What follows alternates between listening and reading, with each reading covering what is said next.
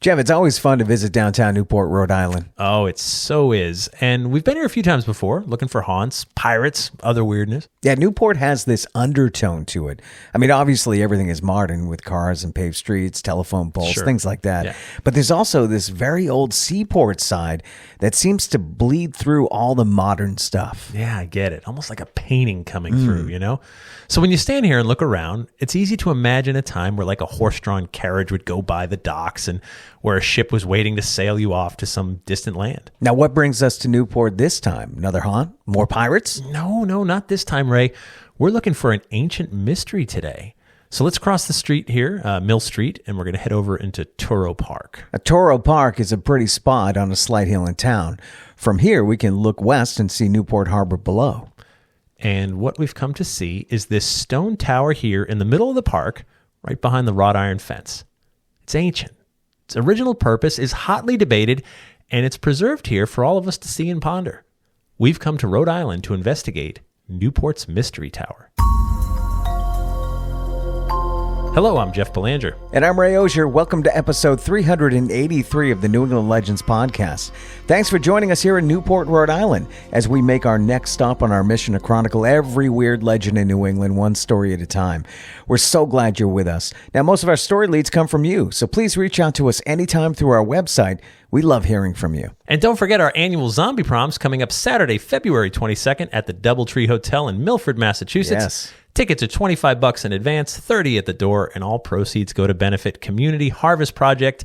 This is always such a blast, so much fun. You can dress up as a zombie hunter, or go in your regular street clothes and we'll call you a victim. You can find the link to get tickets on our website or in the link in this episode description. We'll explore this ancient mystery in Newport right after this word from our sponsor. Okay, now I've heard of this landmark. I've always heard it called Newport Tower. Yeah, that's what a lot of people call it, or Newport's Mystery Tower. So the tower is 28 feet tall. It's made entirely of stone. It's 24 feet in diameter and sits on stone arches. It clearly looks like something used to be on the top of the stonework, but it's long gone now. It's just a cylinder of stone. Yeah, it's obviously old. That part is clear. And Newport is old, too. Sure. It was first settled by the English in 1639. The town grew quickly because people were frustrated with strict puritanical beliefs coming out of Boston. The Puritans were trying to dictate every part of political and religious life for people in Massachusetts Bay Colony, and that drove some folks away. Some of them came here for religious freedom. We know Roger Williams encountered the same issue, which led him to founding Providence for the same reasons. He had ideas about keeping church and state separate, and the Puritans of Boston didn't like that idea one bit. But back to this tower. Yes, right. And as we said, it's just an empty cylinder now. Yeah. I could see some holes on the side of the stone walls of the cylinder, though. Yeah, those. They're clearly part of the design. Right. It doesn't look like damage. Looks like small windows built in with some decorative stonework around it. The one I'm looking at on this side is maybe 10 inches by 10 inches, but there's a few other holes in the sides of the structure, too. Those holes are part of what makes this structure's function hotly debated. Most people believe this structure dates back to the earliest days of Newport, so it's centuries old for sure. Some believe those windows were used as a solar calendar, that when the sun shone through them at a certain angle, it would mark certain events like a solstice or an equinox. And there's another theory that the small holes on the side served as a kind of camera obscura. Wait. So this giant stone structure may have been a camera? Well, sort of.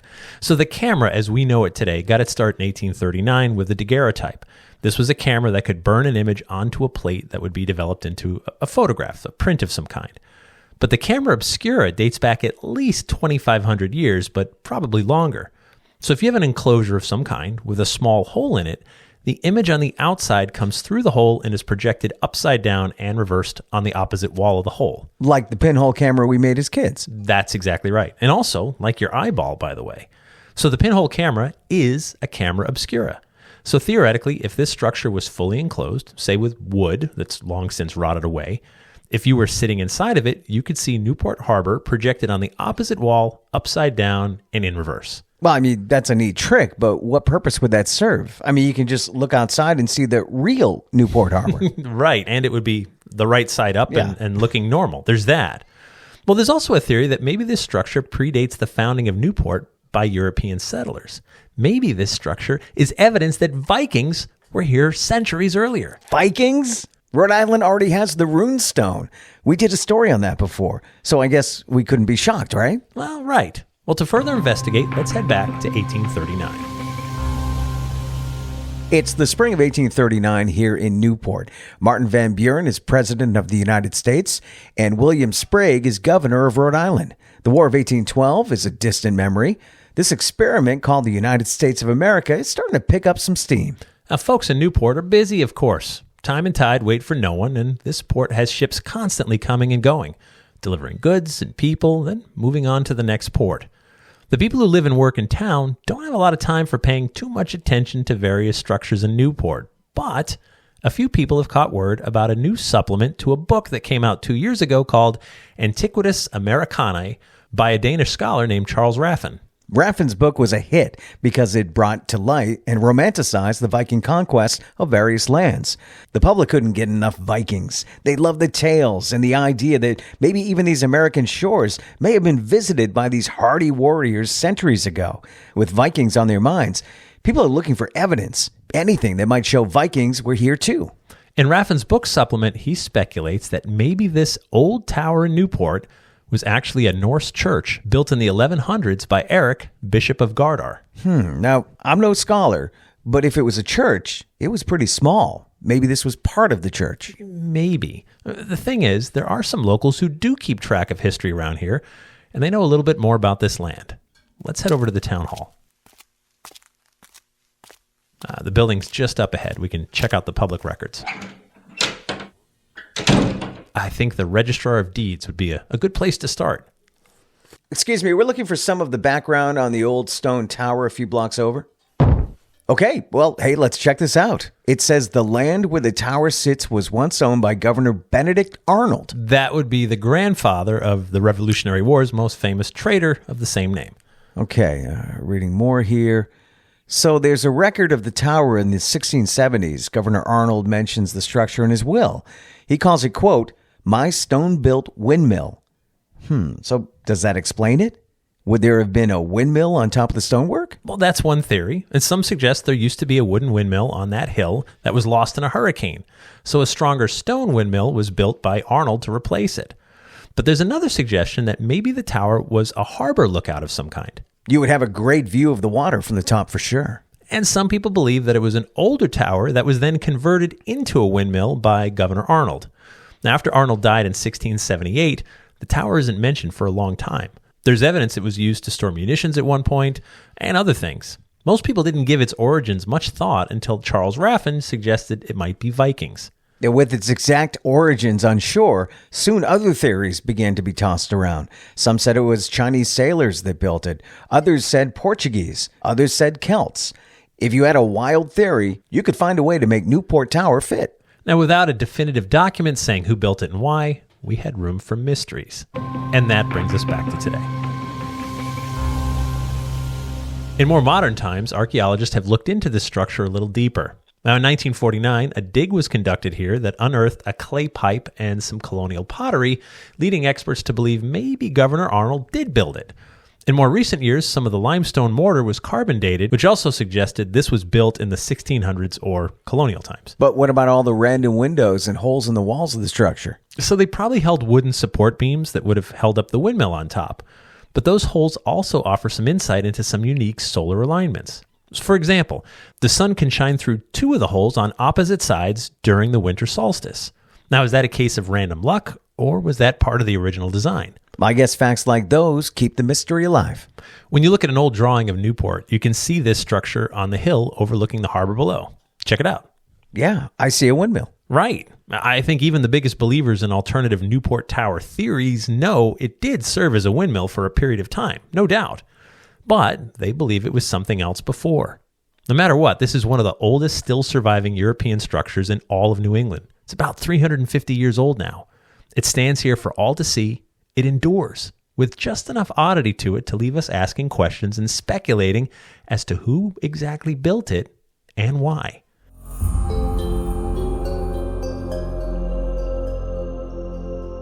Speaking of things that endure, we'll hit our 8th anniversary this year. Whoa. 8 years of the wicked strange side of New England. And we've also just hit After the Legend, where we take a deeper dive into this week's story and sometimes veer off course. After the Legends, brought to you by our mighty Patreon patrons. Our patrons are legends. They help us with our hosting and production costs, with our marketing and travel, everything else it takes to bring you 2 episodes each week. We just couldn't do it without them. It's just $3 per month, and for that, they get early ad-free access to new episodes, plus discounts on merch and tickets. They get bonus episodes and content that no one else gets to hear, and we appreciate them more than we could ever say. Please sign up at patreon.com/New England Legends. And to see some pictures, Newport Tower, click on the link in our episode description, or you can go to our website and click on over to episode 383, Newport Tower. We live in such an amazing part of the country where everything is old, Sure. for one thing. Yeah. And we get to see these structures on a daily basis. And some people don't even think about it. No. Because you go right by it. I heard it was a Dunkin' Donuts.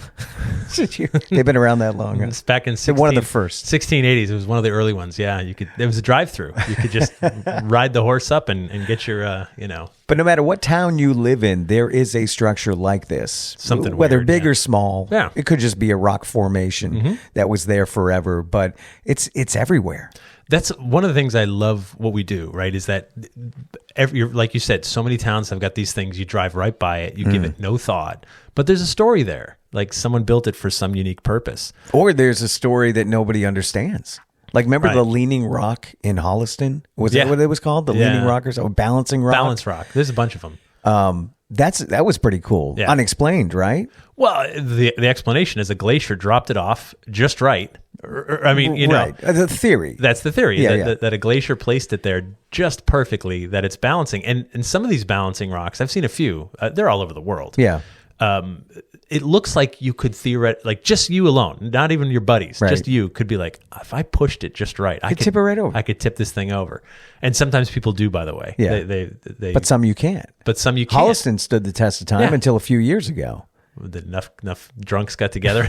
We're But gonna it's need some amazing. beer and like a football team. It's amazing that it is balancing, because physics would say that you stand on one side and you push hard enough or Sure. jump up and down hard enough, it's going to unbalance itself and fall over. Yeah. But it did stand the test of time. So things like that all over. These ancient mysteries where you're looking like, that shouldn't be. Yeah. And the tower shouldn't have survived. I mean, if it's that old, if it was just a windmill that was built nice and ornately, like, why didn't someone tear it down? Right. But they didn't. And eventually, and I think this is part of our New England culture, when something is old enough, if it's still there, well, now you can't touch it. Right.